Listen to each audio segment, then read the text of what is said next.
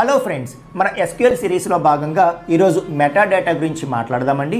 So జనరల్గా మనం RDBMS అంటే మన డేటాని టేబుల్ రూపంలో రిప్రజెంట్ చేస్తామని చెప్పాం. సో అక్కడ టేబుల్ రూపంలో మన డేటా ఏదైతే ఉందో అది రిప్రజెంట్ అవుతుంది. అయితే కేవలం డేటా మాత్రమే రిప్రజెంట్ అయితే సరిపోదు. ఆ డేటాకి సంబంధించిన బ్యాక్గ్రౌండ్ డీటెయిల్స్ కూడా మనం తెలుసుకోవాలి.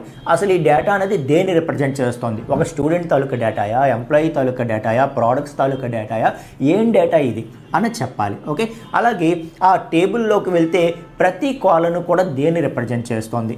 రోల్ నెంబరా, ఎంప్లాయీ నేమా, లేకపోతే డిజిగ్నేషనా, శాలరీయా, దేన్ని రిప్రజెంట్ చేస్తుంది అనేది చెప్పాలి. ఓకే, సో అలాగే ఒక కాలం తాలూకా డేటా మనం తీసుకుంటే అది ఎటువంటి డేటాను హోల్డ్ చేస్తుంది? అది డేట్ టైప్ వాల్యూస్ని రిప్రజెంట్ చేస్తుందా, లేకపోతే నంబర్ వాల్యూస్ని రిప్రజెంట్ చేస్తుందా, లేకపోతే టెక్స్ట్ వాల్యూస్ని రిప్రజెంట్ చేస్తుందా, దేన్ని రిప్రజెంట్ చేస్తుంది అన్న డేటా టైప్ కూడా చెప్పాలి. అర్థమవుతుందా? అంటే కేవలం డేటా ఒక్కటే సరిపోదు.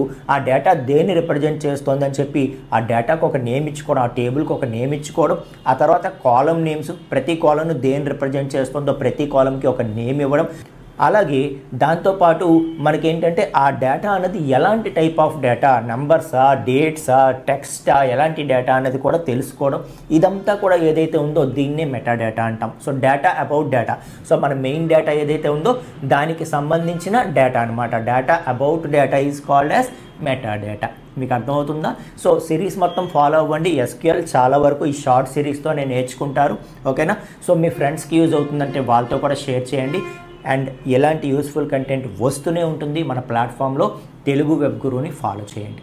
Thank you friends.